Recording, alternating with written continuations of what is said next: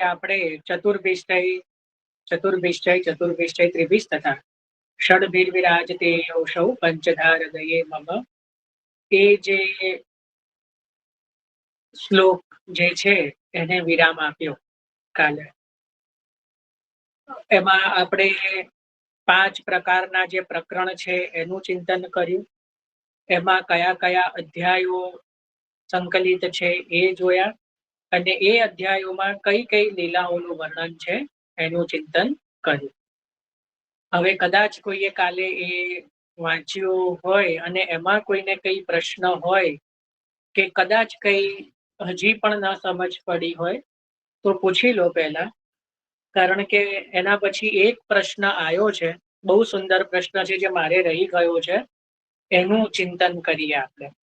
પણ એની પહેલા કદાચ આપનામાંથી કોઈને કઈ એને રિલેટેડ એ શ્લોકને રિલેટેડ કોઈ પ્રશ્ન હોય તો હેન્ડ રેઝ કરીને પૂછી લો, પછી આપણે આગળ પ્રવેશ કરીએ. કારણ કે આ બહુ ગંભીર વિષય છે અને થોડું અઘરું પણ છે, તો કદાચ ન પણ સમજાયું હોય કદાચ તો પૂછી શકે છે કોઈ.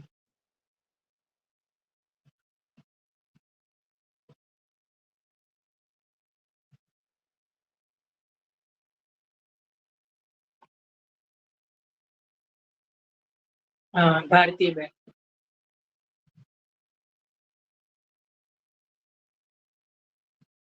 ભારતીબેન. હા, જય શ્રી કૃષ્ણ. જય શ્રી કૃષ્ણ. આ પેલું સાત્વિક રાજસ ના ભાવ સમજાવો. હા, એ જ પ્રશ્ન જે આવ્યો છે એ આપે જ પૂછ્યો છે મને.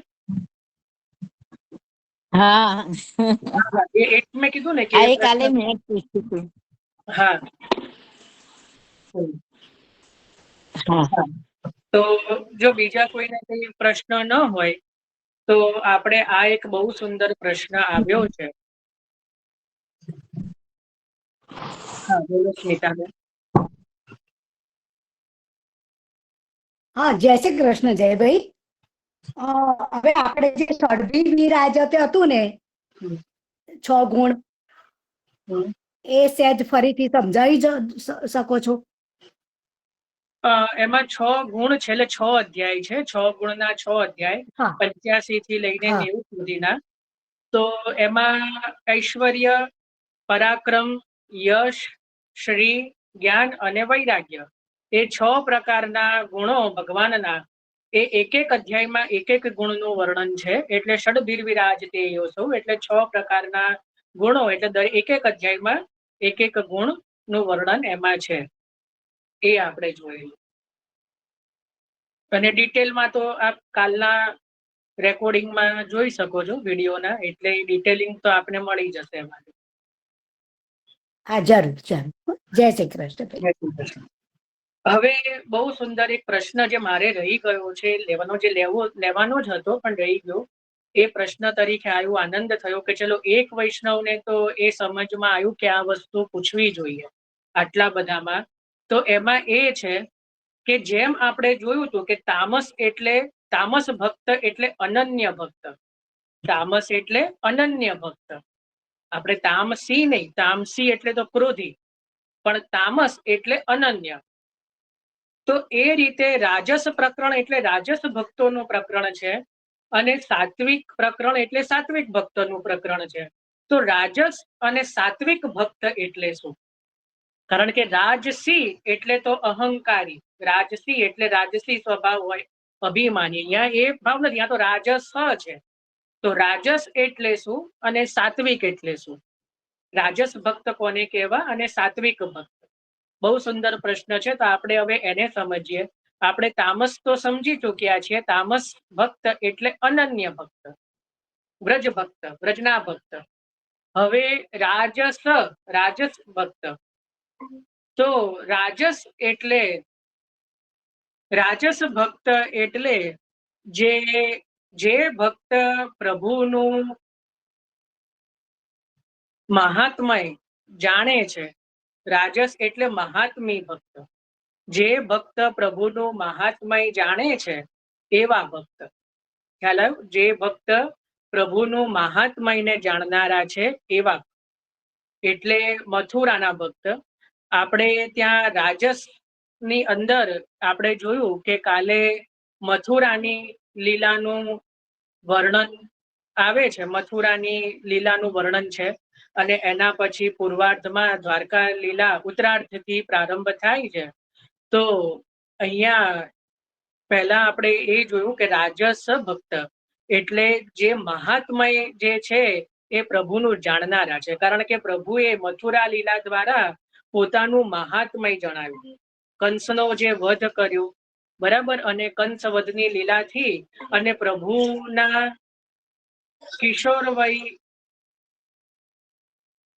કિશોર વયની જે લીલાઓ જોઈ અને મથુરાના ભક્તો પ્રભુથી આકર્ષિત થયા. સ્પષ્ટ રીતે વર્ણન આવે છે કે મથુરા નગર કી ડગર મેં ચલ્યો જાત હરિ હીરા. આપણે ત્યાં પદમાં પણ આવે છે. તો આવત બાબા નંદ કો હાથી. તો જે વ્રજના ભક્તો તો પ્રભુના બાલ સ્વરૂપથી મોહિત થઈને જે છે એ પ્રભુની ઉપર પ્રેમ કર્યો. કોઈકનું માઇક ચાલુ છે.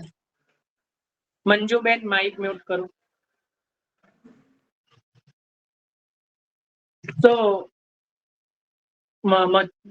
અહીંયા મથુરાના જેટલા પણ ભક્ત છે એ પ્રભુના સ્વરૂપને જોઈને, પ્રભુનું લાવણ્ય જોઈને ત્યાં મોહિત, પ્રભુનું મહાત્મય જોઈને. એટલે રાજસ ભક્ત એટલે જે પ્રભુનું મહાત્મયને જાણનારા છે એવા ભક્ત. ખ્યાલ આવ્યો? અને સાત્વિક ભક્ત એટલે જે પ્રભુના ઐશ્વર્યને જાણનારા છે, પ્રભુને આધીન થઈને રહેનારા છે. સાત્વિક, કારણ કે ત્યાં રાજલીલા છે દ્વારકામાં, તો બધા રાજાને શરણમાં રહે કે નહીં, રાજાને અંડરમાં રહે કે નહીં. તો પ્રભુના ઐશ્વર્યને જાણીને જે પ્રભુના શરણાગત રહેનારા છે એવા ભક્તો છે સાત્વિક ભક્ત. અને જે પ્રભુનું મહાત્મય જાણીને જે પ્રભુને ભજે છે એ છે રાજસ ભક્ત, બરાબર. અને તામસ ભક્ત એટલે જે પ્રભુના અનન્ય ભક્તો છે એ તામસ ભક્ત. તો આટલું કાલે આપણે લેવાનું રહી ગયું હતું, પણ એક વૈષ્ણવ દ્વારા પ્રશ્ન આવ્યો એટલે આપણે આનું ચિંતન થયું, આનંદ થયો. આમાં કોઈને કઈ પ્રશ્ન કે કઈ સમજમાં આવ્યું? બરાબર. તામસ, રાજસ અને સાત્વિક. અને નિર્ગુણ ભક્ત કોને કહેવાય? હજી કદાચ પાછું કોઈને એ પણ આવે તો નિર્ગુણ ભક્ત જે છે એ કોઈ પણ પ્રકારનો એના વગર સહજ પ્રીત ગોપાલ એવા આવે, સહજ જ ભગવાનમાં એ પ્રેમ કરનારા છે. એમને કોઈ પણ પ્રકારનું નથી પ્રમાણની જરૂર, નથી પ્રમેય આદિ કશું. એ સહજ પ્રીત, સહજ જ પ્રભુમાં જેને પ્રેમ થઈ ગયો છે. કોઈ પણ નિરાકરણ, કોઈ કારણની જરૂર જેને નથી. કે રીજુ તો ગોપાલ સો, ખીજુ તો ગોપાલ સો, સબ વિધ માનું ગોપાલ સો. તો મારે તો બસ હવે રીજુ તો લડવું તો ગોપાલ જોડે ને માનું તો ગોપાલથી, જેને સર્વસ્વ ગોપાલને જ પોતાને, એટલે પ્રભુને જ પોતાના માનીને કાર્યા છે એ નિર્ગુણ ભક્ત છે. કે જેને પોતાના સુખનો કોઈ પણ જાતનો વિચાર નથી, કેવલ ને કેવલ તત્સુખનો જ વિચાર કરીને, અને કેવલ પ્રભુનો નહીં પણ પ્રભુના પ્રિયજનોનો પણ જે નિરંતર તત્સુખનો વિચાર કરીને પોતાના સુખોનો ત્યાગ કરનારા છે એ છે નિર્ગુણ ભક્ત. એને જ કહેવાય નિર્ગુણ. કે કેવલ પ્રભુના સુખનો વિચાર કરે તો ત્યાં તો પણ સગુણતા મનાય છે, પણ પ્રભુના પ્રિયજનો માટે પણ પોતાના સુખોનો જે ત્યાગ કરનારા છે એવા એને કહેવાય નિર્ગુણ ભક્ત. એનું એક્ઝામ્પલ આપણે ત્યાં ઉદાહરણ સ્પષ્ટ રીતે શ્રી યમુનાજીને જ આપવામાં આવે છે કે શ્રી યમુનાજીએ તો પોતાના વ્રજ ભક્તોના સુખ માટે સ્વયં રાસનો ત્યાગ કર્યો. એ આપણને ખબર છે. મુકુટ કાચનીનો શૃંગારનો પ્રસંગ અત્યારે નથી ખોલતો, પણ પોતે રાસમાં ન પધાર્યા, પણ પોતાના પોતાના ભક્તોને કીધું કે આપ રાસનું સુખ લો. બાકી રાસનું સુખ કોણ જતું કરી શકે? પણ પોતે ત્યાં પણ જે છે એટલું બધું ઉદાર મને રાખ્યું, એટલે પ્રભુ અતિ રીઝ્યા. એટલે ત્યાં કીધું કે આપ જનની સ્વરૂપ, બધા વ્રજભક્તોના માતૃ સ્વરૂપે આપ બિરાજો છો. તો એટલા માટે લીલામાં તો ભક્તોની જે છે માતા તરીકે જનની સ્વરૂપે શ્રી યમુનાજી એકમાત્ર, જે બિરુદ સ્વામીજીને પણ નથી મળ્યું. કારણ કે જુઓ, કોઈ પણ સ્ત્રીનું સૌભાગ્ય પત્ની થવામાં નથી, મા થવામાં છે. બરાબર. આપણે બધા જ કોઈને ત્યાં કોઈ કે મારે લૌકિક સંતાન નથી તો ચિંતા ના કરવી, પ્રભુ આપના અલૌકિક બાલક જ છે. એટલે અહીંયા જેટલા પણ છે માં છે જ. પુરુષ દેહ હોય છતાં પણ મનથી જો પોતાના પ્રભુને બાલક માનતા હોય તો મનથી તો એ માં જ છે. સમજ પડી ને ત્યાં તો. પણ પેલી સ્ત્રી તો દેહથી પણ અને મનથી પણ માં રૂપ છે. એટલે સ્ત્રીઓની અપને વહા તો શ્યામા જો રાજ. કારણ કે આપણે તો મનથી ભાવ કરીએ છીએ, જ્યારે સ્ત્રીઓને તો તન અને સહજતાથી એ માતૃત્વ પ્રાપ્ત છે. તો કોઈ પણ સ્ત્રીનું પૂર્ણતા માતૃત્વમાં છે, તો એ કેવલ અને કેવલ લીલામાં શ્રી યમુનાજીને મળ્યું છે. યમુનાજીની અધિકતા થઈ કે કેવલ અને કેવલ માતૃત્વનું દાન શ્રી યમુનાજીને પ્રાપ્ત થયું છે. અને યમુનાજીના જીવો પણ યમુનાજી જેવા જ હોય, યમુનાજીની સખીઓ યમુનાજી જેવી જ હોય. એટલે પોતાના ભક્તો માટે કે પોતાની સખીઓ માટે સર્વ સુખનો ત્યાગ કરનાર છે. તો એ અલગ વસ્તુ છે. પણ અહીંયા આપણે આવીએ કે તામસ, રાજસ અને સાત્વિક અને નિર્ગુણ 4 પ્રકારના ભક્તોની આપણે અહીંયા જે છે એ ફરક ઓળખાણ કરી. બરાબર. ચલો હવે આટલામાં કોઈને કઈ પ્રશ્ન કે કઈ આમાં શંકા? નહીંતર આપણે આગળ બીજો એક વિષય લેવાનો છે. ચલો દીપાલીબેન. હા, જય શ્રી કૃષ્ણ જયભાઈ. એટલે એનો મતલબ એ થયો કે વ્રજ ભક્તો બધા તામસ ભક્ત જ ગણાતા હતા, એટલે શ્રી યમુનાજી નિર્ગુણ ભક્ત. ભૂતકાળ ના કહી શકાય, ગણાય જ છે. હા, એટલે ગણાય છે. હા હા હા હા, મારી ભૂલ થઈ. ભક્તો હા, જે એટલે વ્રજ ભક્તો બધા તામસ ભક્તો જ ગણાય છે કે અને ખાલી અનન્ય, આપણે અનન્યતા ભક્ત. હવે એમાં એવું નહીં લાવવાનું કે ગોસાઈજીના 3 સગુણ ભક્ત ક્યાંથી આવ્યા તો તામસ, એ નહીં. એ ગુણનો પ્રકાર છે. અહીંયા ગુણ શબ્દ નથી. અહીંયા ગુણ તામસ, રાજસ અને સાત્વિક ગુણ નથી. અહીંયા પરખ કરી ભક્તની કે તામસ એટલે અનન્ય ભક્ત, રાજસ એટલે મહાત્મી ભક્ત અને સાત્વિક એટલે જે પ્રભુનો ઐશ્વર્યને જાણીને પ્રભુને આધીન રહેનારા ભક્ત. એ પ્રકારે ત્યાં પરખ બતાવી. હા, બરાબર. હા, એટલે હું એમાં જ કન્ફ્યુઝ થઈ હતી, કેમ કે એવું કહેવાય છે કે વાર્તા પ્રસંગમાં 84 વર્ષના બધા નિર્ગુણ ભક્તો કહેવાય છે. તો એ બધા એક એક સખીનું જ સ્વરૂપ છે એ 84 વૈષ્ણવ. એટલે એમાં હું થોડીક એની જોડે સરખામણી કરીને કન્ફ્યુઝ થઈ હતી કે અહીંયા ગુણની વાત નથી. ચલો ઇનોવેટિવ કરીને કોઈ છે?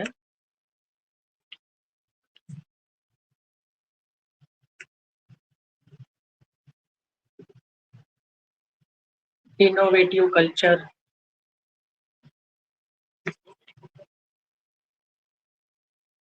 હેન્ડ રેઝ કરેલું છે.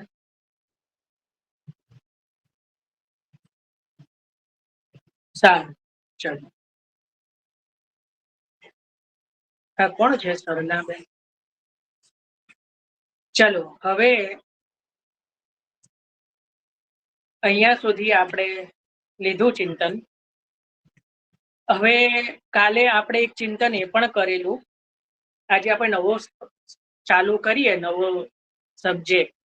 એ પહેલા હું પ્રશ્ન કરું છું કે જો આપણે શ્રી ગોવર્ધનનાથ પાદ યુગલમ એ આખું એ જે મંગલાચરણ સમજ્યા, આ પ્રાતઃ સ્મરણ જે છે ચિંતન સંતાન હંતારો, એનો નમામિ હૃદયે છે અને ચતુર્ભિષ્ટય શ્લોક સમજ્યા. તો અને એના શરૂઆતના 3 શ્લોક ક્યાંથી લીધા છે એ પણ ચિંતન કરી લીધા. પણ એના ભાવાર્થ લેવાની જરૂર નથી ને, ખાલી હું પૂછી રહ્યો છું. ચિંતન સંતાન હંતારો યત્પાદાંબુજરેણવ અને યદનુગ્રહ તો જંતો સર્વ દુઃખાતી ભો ભવત અને અજ્ઞાન તિમિરાંતસ્ય. હા, કલ્પનાબેન અને મીનાબેન. હા, જો જયભાઈ થોડુંક સમજાવો તો સારું, કારણ કે હવે આટલું બધું સમજ્યા છે તો પછી થોડુંક આપણે માર્મિક પણ સમજી લઈએ એમ. હા, એટલે જ મેં કીધું કે એનું થોડુંક ચિંતન કરી. મને બી કાલે એવું થયું કે થોડુંક લઈ લઈએ તો બંને મંગલાચરણ આપણા એમાં થઈ જાય એમ. આપણે થોડુંક એનો ભાવાર્થ લઈ લઈએ અને ખરેખર સમજવા જેવા છે. એટલા જ માટે. હવે બધાને કદાચ અર્થ ખબર હોય તો પછી રિપીટ નથી, એટલે મેં કીધું નથી. એટલે એટલા માટે મેં પૂછ્યું કે કદાચ જાણતા હોય તો પછી આપણે સ્કીપ કરીએ, અને જો બધાની ઈચ્છા હોય તો એનો પણ થોડો ભાવાર્થ લઈ લેવાય. તો વાંધો નહીં, સંક્ષિપ્તમાં થોડું લઈ લઈએ, પછી આપણે હજી એક આગળ એક વિષય લેવાનો છે. પછી આપણે પુરુષોત્તમ સહસ્ત્રનામમાં પ્રવેશ કરીશું. તો જો સૌથી પહેલા આપણે જે ચિંતાન સંતાન હંતારો યત્પાદાંબુજ રેણવ શ્રિયાનાંતાન નિજાચાર્યાન પ્રણમામિ મુહુર્મુહુર. આમ તો આ કઈ આપણે સુબોધનીજીના એમાં નથી, પણ હવે જ્યારે આપણે આ મંગલાચરણ લઈ જ રહ્યા છીએ તો આમાં વધારે વાર નહીં લાગે, પણ આપણે જે નિત્ય કરીએ છીએ એને પણ થોડું સમજીને કરીએ. એટલા માટે જેમ હવે આપણે નિત્ય ચતુર્વિશ્ચય કરીશું તો આપણને હૃદયમાં ખ્યાલ આવશે કે આપણે 10મો સ્કંદ બોલી રહ્યા છીએ. ભલે કદાચ કશી જ સમજ ન પડી હોય તો પણ એને એટલી તો સમજ પડી ગઈ બધાને કે આમાં 10મા સ્કંદની અનુક્રમણિકા છે. બરાબર ને? તો એ રીતે હવે આપણે આ થોડું મંગલાચરણ સમજીએ. એમાં આ જે ચિંતાન સંતાન હંતારો આપણે જે બોલીએ છીએ મંગલાચરણ, તો એની અંદર જે પહેલા 2 શ્લોક છે, ચિંતાન સંતાન હંતારો યત્પાદાંબુજ રેણવ શ્રિયાનાંતાન નિજાચાર્યાન પ્રણમામિ મુહુર્મુહુર, અને એના પછીનો બીજો શ્લોક યદનુગ્રહતો જંતુ સર્વ દુઃખાતિ ગો ભવેત તમહમ સર્વદા વંદે શ્રીમદ વલ્લભ નંદન. આ બંને શ્લોક જે છે ને એના રચયિતા શ્રી ગુસાઈજી છે. કોઈને લખવું હોય તો લખી લો.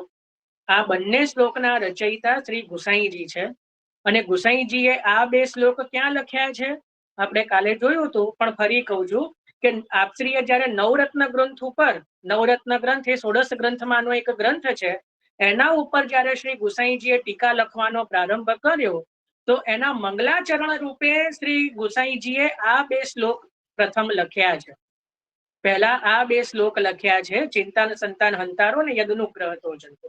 હવે તમે જુઓ, આપણે પહેલા જ જયારે નમામિ હૃદયે શેષે જયારે લેતા હતા ને ત્યારે આપણે મંગલાચરણનું સ્વરૂપ સમજેલા. કેટલાને યાદ છે, કેટલાને નહીં, હવે હું નહીં પૂછું, પણ હું ફરીથી કહી દઉં છું કે મંગલાચરણની અંદર હંમેશા જે વિષય ઉપર ટીકા લખવાના હોય એનું આખો સારાંશ આવી જાય. તો ચિંતાના સંતાન, જો આપણે ત્યાં નવરત્ન ગ્રંથનો પણ શરૂઆત ક્યાંથી થાય છે? ચિંતા કાપી ન કાર્યા. અહીંયા પણ જુઓ ચિંતાન સંતાન હંતારો, તો કઈક ચિંતાની જ વાત નવરત્નમાં શ્રી મહાપ્રભુજી કરી રહ્યા છે. અને અહીંયા એના મંગલાચરણમાં પણ શ્રી ગુસાઈજી જે છે એ ચિંતાથી જ આપણે પ્રારંભ કરી રહ્યા છે. તો હવે હું તમને બહુ મજાની વાત કહું. આજના ડોક્ટરો શું કહે છે કે અત્યારે બધાને ઘરે ઘરે ડાયાબિટીસ, બ્લડ પ્રેશર અને અનેકવિધ બીમારીઓ બધાને હવે કોમન થઈ ગઈ છે ઘરે ઘરે, જે પહેલાના સમયમાં નહોતી. તો ડોક્ટર એક સામાન્ય કારણ શું આપે છે કે આજની લાઈફસ્ટાઈલ, આજની જીવનશૈલી. આજના લોકો એટલા બધા ચિંતામાં ગ્રસિત જીવે છે, પછી લાફિંગ ક્લબમાં જવું પડે હસવા માટે, પેલું હા હા હા કરીને પેલું. કારણ કે હવે અત્યારે બધાના, આપણે જો મહાપ્રભુજી સહજ સ્મિત છે, મહાપ્રભુજીનું નામ કે જેમના મુખારવિંદ ઉપર સહજ સ્મિત છે, અને અત્યારે બધા સહજ રડમુખ છે. કોઈનું પણ મુખ જુઓ, આપણે કોઈનો પણ ફેસ જોઈએ તો એટલો બધો બિચારો બાપડો દબાયેલો, દુખી હોય, ચિંતાથી ગ્રસિત હોય. એક વસ્તુ જે આપણે બધા જ ભૂલી ગયા છીએ એ છે મન મૂકીને હસવાનું. એટલે પછી બનાવટી હસવા માટે આપણે લાફિંગ ક્લબોમાં જવું પડે છે કે નહીં મોટી ઉંમરે, કારણ કે ડોક્ટર કહે છે હસો. હવે એટલી બધી ચિંતાથી બાપડો ઘેરાયેલો છે કે સાચી રીતે તો હસી જ નથી શકતો. એટલે હસવા માટે પણ ખોટા પેલા એનું પેલી બનાવટી હાસ્ય લાવવું પડે છે. એટલે લાફિંગ ક્લબમાં જઈને બનાવટી હસવું પડે છે. હવે કુદરતી હાસ્ય ક્યારે આવે કે જ્યારે કોઈને ચિંતા જ ન હોય. જો નાનું બાળક હોય એ કેવું ખિલખિલાતું હોય, કારણ કે એને કોઈ ચિંતા જ ના હોય. એને કશી કોઈ જાતની પરવા જ નથી. કઈ આવ્યું તોય શું ને કઈ ગયું તોય શું, રમકડું તૂટ્યું તોય શું, નવું આવ્યું તોય શું ને ખોવાઈ ગયું તોય શું.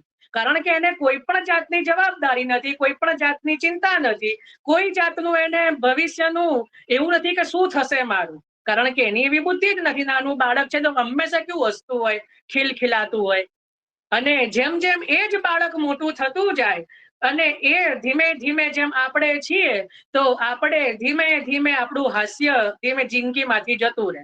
આપણી જોડે બધી બહુ વસ્તુઓ આપણી જિંદગીમાં આવી ગઈ. તમે અત્યારે જુઓ, બધા જ ચિંતન કરો, આપણી જોડે પોતાનું ઘર છે, બધા જોડે ગાડીઓ પણ હશે, સારી પત્ની હશે, પતિ હશે, બાળકો હશે, સંતાનો જે ફોરેનમાં હશે, ઘણાના સારી જે નોકરી હશે, એટલે સારી નહીં કરતા પોતાની રોજીરોટી એ કમાતા હશે, છતાં પણ આપણે હસતા નથી, આપણે ખુશ નથી. આપણને પેલું છે ને, મને લતા મંગેશકરના સોંગ બહુ ગમે, એટલે ક્યારેક એવા નીકળે કે થોડા હે થોડે કી જરૂરત હે, બધાએ સાંભળ્યું હશે, થોડા હે થોડે કી જરૂરત હે જિંદગી, એવું છે ને. તો બસ આપણી જોડે થોડું નહીં, બહુ બધું છે, પણ તો પણ આપણને સંતોષ નથી, આપણને એનું જે છે એનું સુખ નથી. સીધી વસ્તુ છે. આપણને ભવિષ્યની ચિંતા છે, હજી થોડું મળી જાય, હજી થોડું મળી જાય. તો એના કારણે આપણે ચિંતામાં ગ્રસિત છીએ જ, અને એના જ કારણે આપણે બીપી, ડાયાબિટીસ ને બધા રોગો આપણા શરીરમાં જે છે એ ઘર કરી ચૂકે છે. મહાપ્રભુજીએ આનો ઉકેલ 500 વર્ષ પહેલા નવરત્ન ગ્રંથ રૂપે આપી દીધો. જે નવરત્ન ગ્રંથ ખરેખર એટલો અદ્ભુત ગ્રંથ છે, હું શું વાત કરું. મને તો એ ગ્રંથના એટલા બધા પરચા છે ને, હું અત્યારે કઈ ખોલીશ નહીં, કારણ કે કદાચ કોઈ માને ના માને, મારે કઈ અને મારે મનાવવું એ નથી. પણ હું તમને ખરેખર કહું છું, ક્યારેક પણ આપણી જિંદગી જો સુખ દુઃખ થી ભરેલી છે, કોઈ એવું નથી કે 100% 100, ને એમાંય જે પ્રભુને વરેલા હોય ને એનાથી સુખ 100 ગણું દૂર રહે.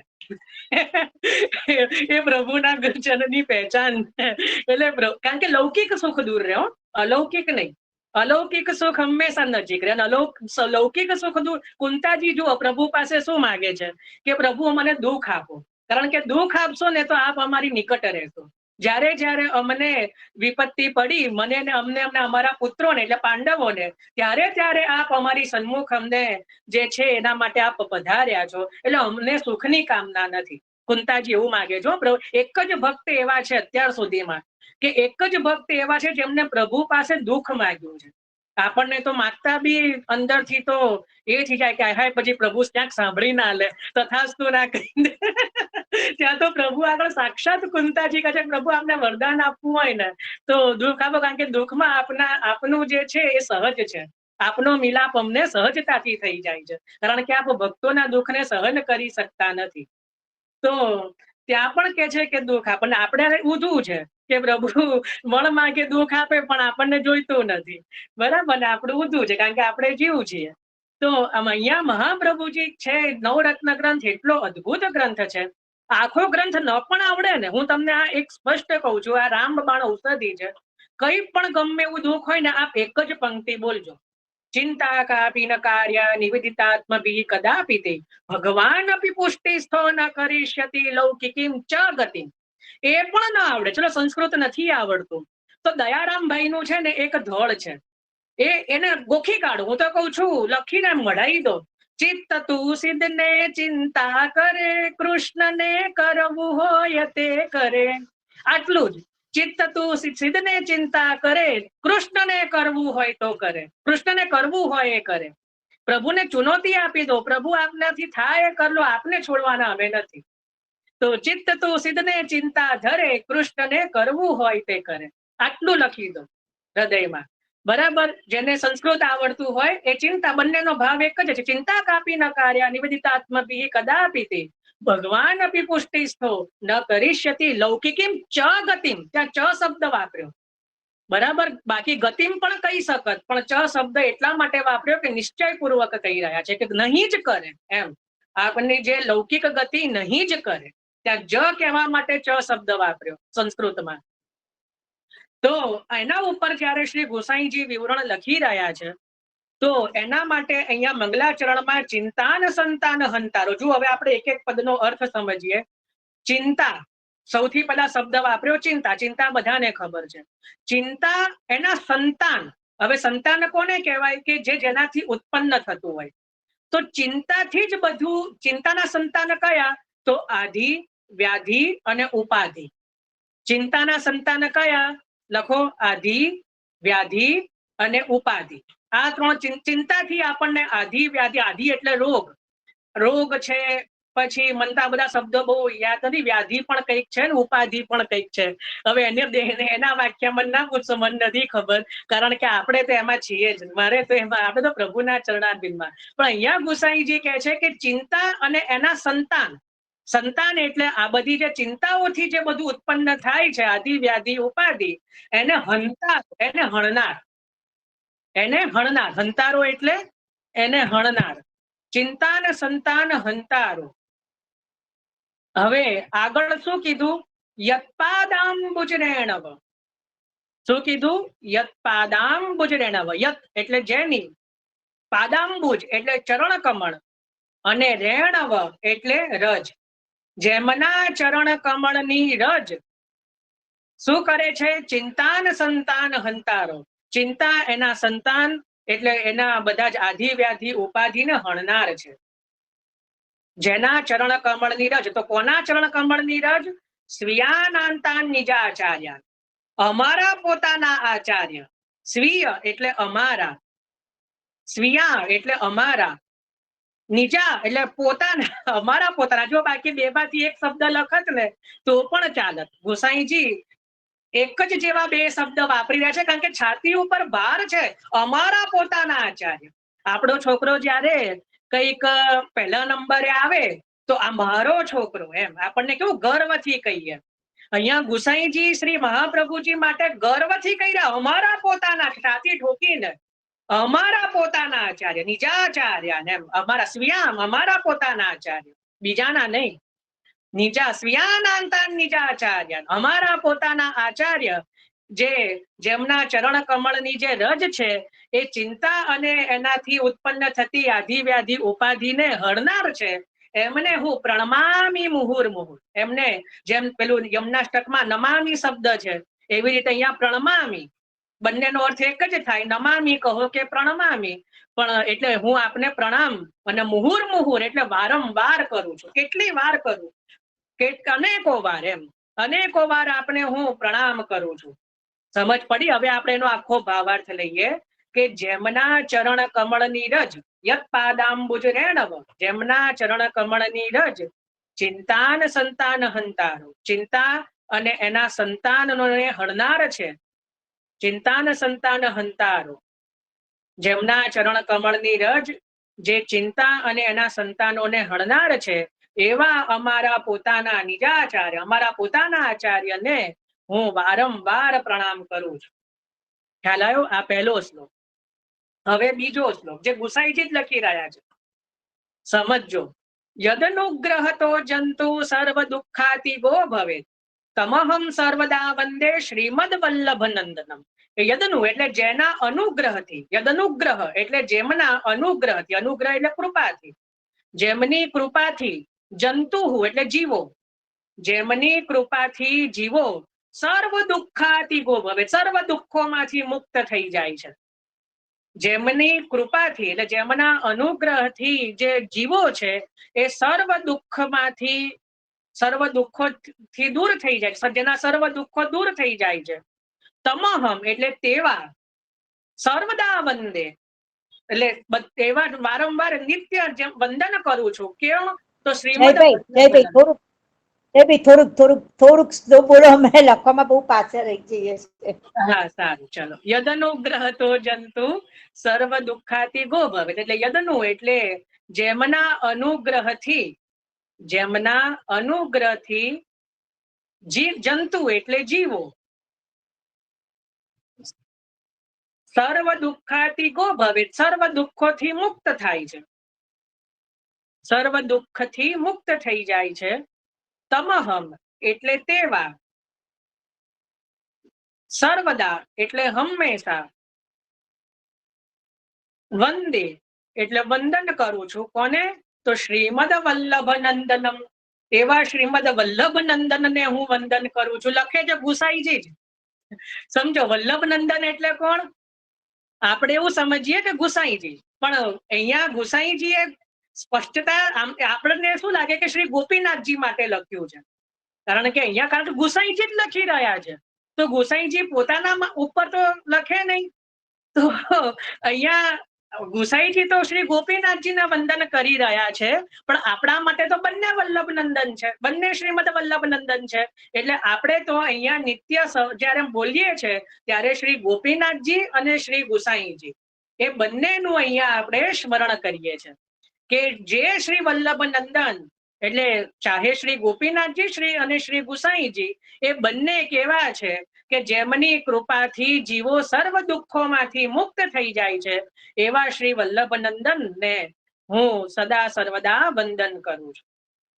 બરાબર. તો આ બીજો શ્લોક છે. આ બે શ્લોક જે છે નવરત્ન ગ્રંથના મંગલાચરણના શ્લોક છે. ખ્યાલ આવ્યો? ચલો આ બે શ્લોકમાં કોઈને કઈ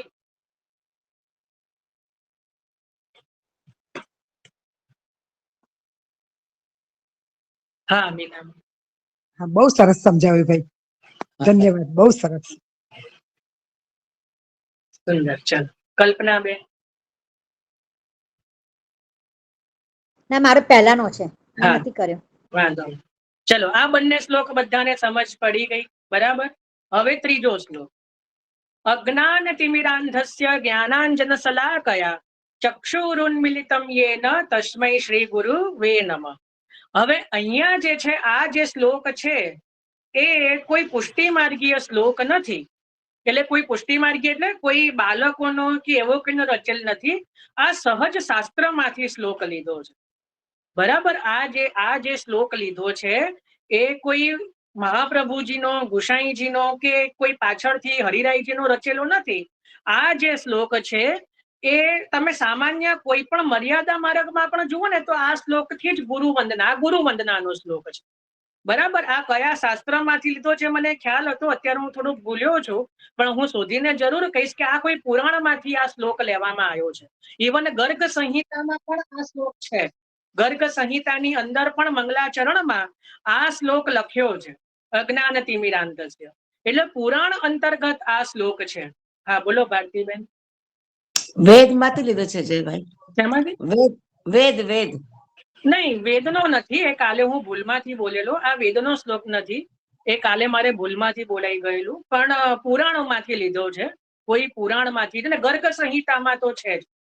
બરાબર. ગર્ગ સંહિતાની અંદર રોજ છે ને લેપટોપનું ચાર્જર ભરાવાનું ભૂલી જવું. આ શ્લોક છે, આની અંદર ગુરુ વંદના છે. બરાબર. હવે અહીંયા ગુરુ વંદના આપણને કોઈને એવું થાય કે મહાપ્રભુજી અને ગુસાઈજીનું વર્ણન તો આવી ગયું, તો આ ત્રીજો શ્લોક કોના માટે છે? તો અહીંયા આ ત્રીજો શ્લોક જે છે આપણા ગુરુદ્વાર માટે છે કે જેમના દ્વારા આપણને શ્રી મહાપ્રભુજીએ શરણે લીધા. બરાબર. આપણા જે પણ ગુરુદ્વાર હોય એમના દ્વારા આપણને જેમને શરણે આપણને મહાપ્રભુજીએ લીધા. જો ઘણાને એવું હોય કે ભાઈ આપના હવે દ્વાર શબ્દ જે છે ને બહુ મહત્વનો છે. ઘણા મને એવું કે ઘણા બધાના રોજ મેસેજો પણ આવતા હોય કે આપના દ્વારા અમને બહુ, ભલે શ્રી મહાપ્રભુજીની આપ કૃપા કહો છો પણ નિમિત્ત તો આપ છો. બરાબર. ઘણા એવું કે તો નિમિત્ત બનવું ને એ પણ બહુ મોટી વાત છે. એટલે ગુરુદ્વાર જે છે કે જેમના દ્વારા આપણને શ્રી મહાપ્રભુજીએ શરણે લીધા.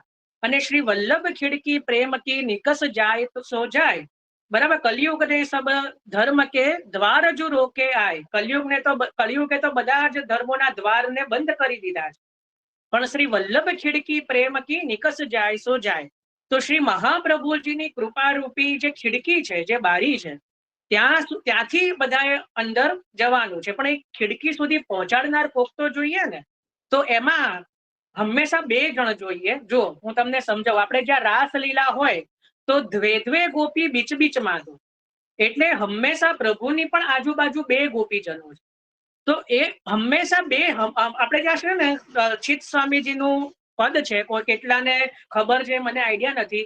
મોહે બલહે દોઉ ઠોર કો, એક હરિભક્તન કો દૂજો નંદ કિશોર કો. બે જગ્યાએનું ઠોર જોઈએ, બે જગ્યાનું બલ જોઈએ. એક તો ભગવદીયનું અને એક ગુરુનું. બરાબર. એટલે ગુરુદ્વાર અને ભગવદીય વૈષ્ણવ કે જેમના સંગથી આપણે આગળ વધીએ અને જેમના દ્વારા આપણને શ્રી મહાપ્રભુજીએ શરણે લીધા અને આપણે ઠાકોરજી પુષ્ટ કરાયા અને આપણે પુષ્ટિ માર્ગમાં આપણો પ્રવેશ થયો. બરાબર. તો એ દ્વારા અને ભગવદીય, એ બંને ગુરુદ્વાર અને ભગવદીય, આ બંનેની પણ વંદના જરૂરી છે. તો આ જે ત્રીજો શ્લોક છે ને એની અંદર એ બંનેની વંદના કરી છે. ચાહે ગુરુ શબ્દ છે, હવે ગુરુવે શબ્દ જે છે એટલે ગુરુ દ્વારા, એટલે શ્રી મહાપ્રભુજી જેમના દ્વારા આપણને શરણે લીધા, એટલે એવા આપણા બ્રહ્મ સંબંધ દાતા, દીક્ષા દાતા ગુરુ પણ આવી ગયા, અને જેમના દ્વારા આપણે આ માર્ગમાં આગળ વધીએ છીએ એવા જે ભગવદીયજનો 84-200 જ માની લો તો 84 ભગવદીઓની પણ અહીંયા આપણે જે છે ભાવથી આપણે વંદના કરીએ છીએ, બરાબર. એટલે ક્યાંય એવું નથી કે કોઈ બાળકની વિરુદ્ધમાં કોઈ જઈ શકે કે એવું કશું જ નથી, બરાબર. કોઈ પણ જે છે અત્યારના કોઈ પણ, અને મેં તો પહેલેથી જ કીધું છે કે આપના ગુરુદેવનો ઉત્સવ હોય કે જન્મ દિવસ હોય, હવે બધાને ખબર, જો લીલામાં પધાર્યા તો હોય તો ઉત્સવ હોય, અને ભૂતલ પર બિરાજતા હોય તો એ જન્મ દિવસ હોય, તો એ દિવસે આપ એક વધાઈ લો. મેં પહેલાથી જ કીધું છે, આપનો બ્રહ્મ સંબંધ દિવસ હોય તો પણ આપ વધાઈ લો, આપના ઠાકોરજીનો પાઠ ઉત્સવ હોય તો પણ વધાઈ લો. કોઈ લેતું નથી એ અલગ વસ્તુ છે, કોઈને લેવું નથી એ એક અલગ, રશિયામાં લીધા બધાએ, પણ કોઈને વધાઈ નથી લેવી. તો હવે હું જબરજસ્તીથી તો ના કરી શકું, પણ મેં તો કીધું છે કે મને તો ખબર હોય નહીં, આપ મને આગલા દિવસે કહો કે જયભાઈ આજે કાલે તો અમારા ગુરુદેવનો બ્રહ્મ સંબંધ ગુરુદેવનો જન્મ દિવસ છે કે ઉત્સવ છે, તો અમે વધાઈ લઈશું, આપ સામેથી કહો. પણ નથી કોઈ કહેતું, બરાબર. આપનો ઠાકોરજીનો બ્રહ્મ સંબંધ, અરે આપના ઠાકોરજીનો પાટોત્સવ છે, આપ કહો તો અમે પણ આનંદ, આટલા બધા વૈષ્ણવો આપની સાથે વધાઈ કરશે તો કેટલો આનંદ આવે. પણ હવે કોઈ નથી લેતો, એમાં શું કરીએ. એટલે એની જગ્યાએ તો એક અલગ જ એક ખબર નહીં મારાથી એક વાક્ય, અને મેં કોઈના ઉપર કીધું નહોતું, કોઈના પર નથી કીધું મેં, કે જે કોઈ પણ જાતની કથા જે થાય છે આ તે, તો પણ એક ભ્રામક પ્રચાર મારા વિરુદ્ધ કર્યો. એનો મને સમાચાર મળ્યા, હું અત્યારે નહીં ખોલું, કે આ બાળકની નિંદા કરે છે, એટલે આનો વિરોધ કરો. મને વિરોધ કરવાનો કોઈ પ્રોબ્લેમ નથી, કરી દો. અને કે આના સત્સંગને ત્યાગ કરો. અરે ત્યાગ કરી દો, મારે ક્યાં મેં કોઈને કંકુ ચોખા મૂકીને બોલાયા છે. જેને આવું હોય આવે. તો ખોટી વસ્તુઓને સમજ્યા વગરનો ભ્રામક પ્રચાર જે છે મિથ્યા, એ કરવાનો કોઈ અર્થ નથી. એટલે જો હવે આપણે આના પર આવી જઈએ. ત્રીજો શ્લોક શેના માટે છે? અજ્ઞાન તિમિરાંધસ્ય, કે જેમના દ્વારા અજ્ઞાન રૂપી તિમિર, અંધકારનો જે નાશ કરનાર છે, જ્ઞાનાંજન શલાકયા, જેમને મારા આ નેત્ર જ્ઞાન રૂપી અંજન થી આજીને કેટલી સુંદર ભાવના કરી છે કે જ્ઞાન રૂપી અંજન, આપણે નેત્ર પર અંજન લગાવીએ ને, તો આ જે અંજન શેનું આજ્યું છે? જ્ઞાન રૂપી અંજન આજીને જેમણે અમારું અજ્ઞાન રૂપી અંધકાર દૂર કરી દીધું. શું કહી રહ્યા છે? અજ્ઞાન તિમિરાંધસ્ય જ્ઞાનાંજન શલાકયા. શલાકયા એટલે સલાકા તો સમજ ને, સળી, કે જેમણે જ્ઞાન રૂપી સળીથી અંજન આંજીને, એટલે કઈ આ સામાન્ય ભૌતિક નેત્રો નહીં, મનના નેત્રો ઉપર જ્ઞાન રૂપી અંજન આંજીને અમારું અજ્ઞાન રૂપી અંધકાર જેને દૂર કરી દીધું. લખો આ, કે જેમણે અમારા મન રૂપી નેત્રોમાં જ્ઞાન રૂપી અંજન આજીને અજ્ઞાન રૂપી અંધકાર જેમણે દૂર કર્યું છે, અને ચક્ષુરુન્મિલિતમ યેન, જેમને આ અલૌકિક ચક્ષુ અમારા ખોલી દીધા છે, તસ્મૈ શ્રી ગુરુવે નમઃ, એવા ગુરુને અમે નમન કરીએ છીએ. બરાબર. આ શાસ્ત્ર અંતર્ગત શ્લોક છે કે જેમણે અમે જે અજ્ઞાની જીવો હતા, એમણે અમારા જે છે જ્ઞાન રૂપી શલાકા થી અંજન આજીને અમારું જે અજ્ઞાન રૂપી અંધકાર દૂર કરી દીધું, અને અમારા અલૌકિક નેત્ર જેમણે ખોલી દીધા, એવા જે ગુરુ રૂપ છે, જે ગુરુદ્વાર છે, જે અમારા બ્રહ્મ સંબંધી ગુરુ છે, અને જે અમારા ભગવદીઓ છે, એ બધાને અહીંયા અમે નમન કરીએ છીએ.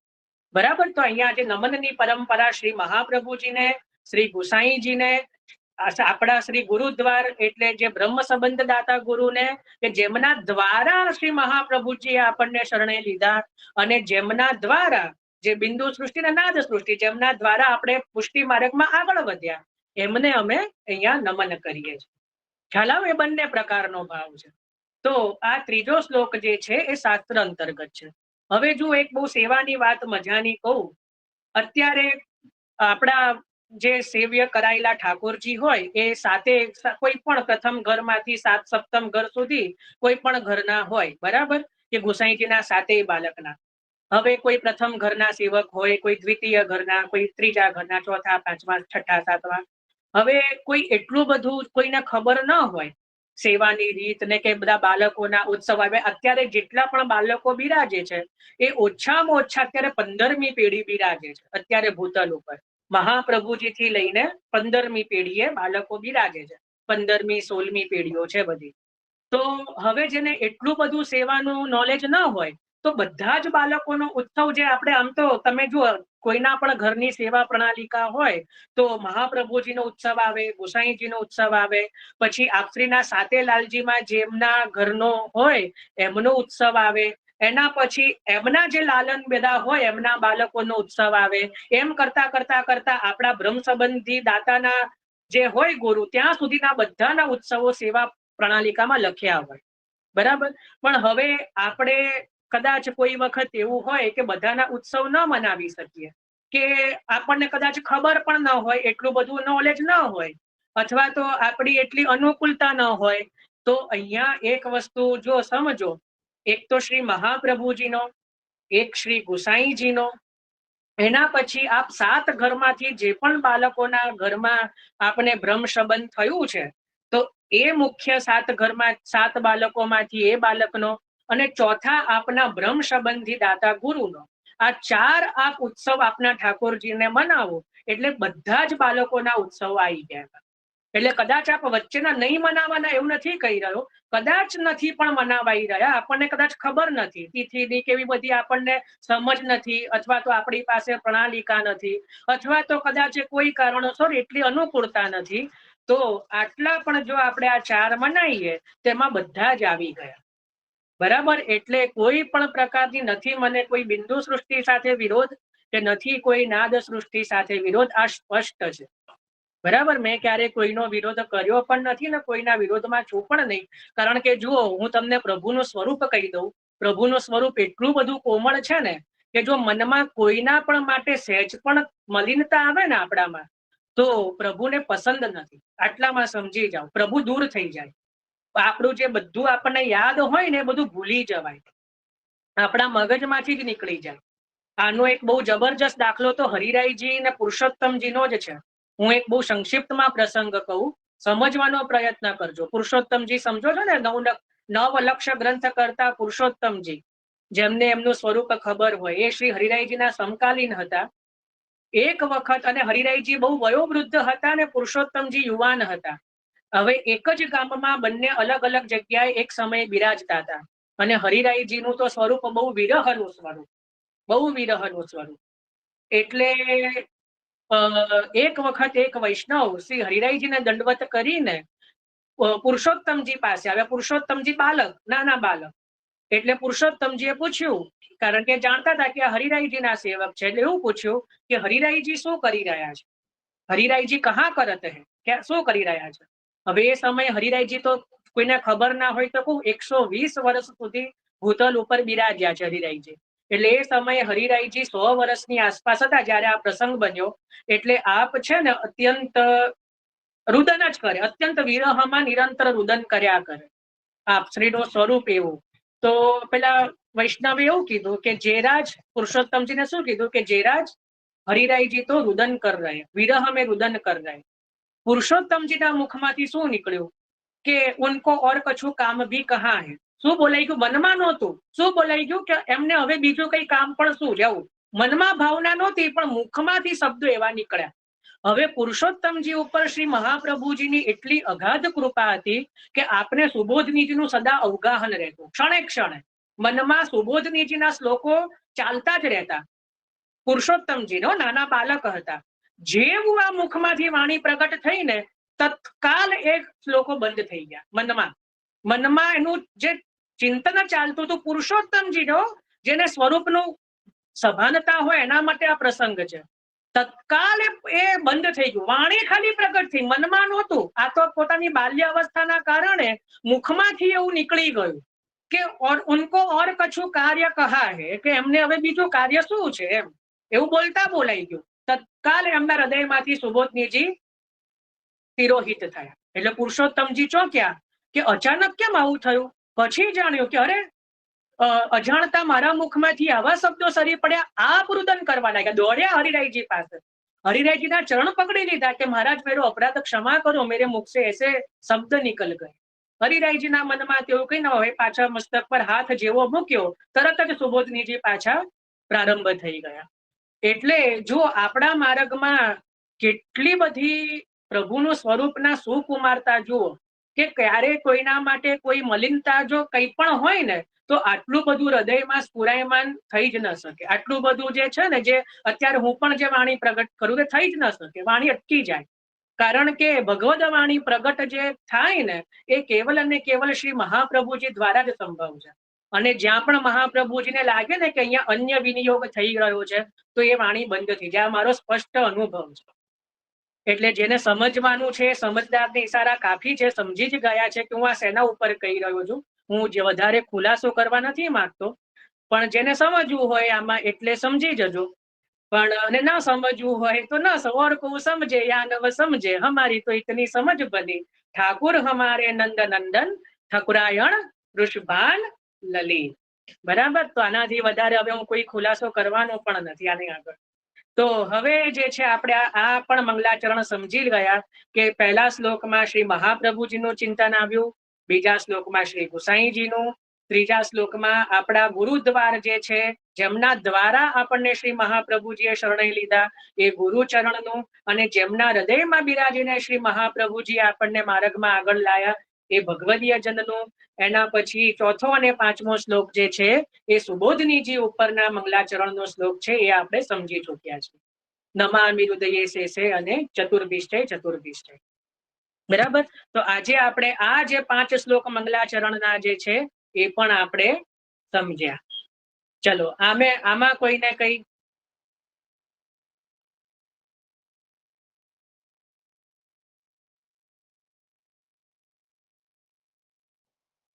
હા, ભારતીબેન. જયભાઈ નમામિ હૃદય શેષેનો થોડો અર્થ કહી દો ને. નહીં, એનો તો ઓલરેડી વિડીયો રેકોર્ડિંગ છે જ, આપે તો જોવો પડશે.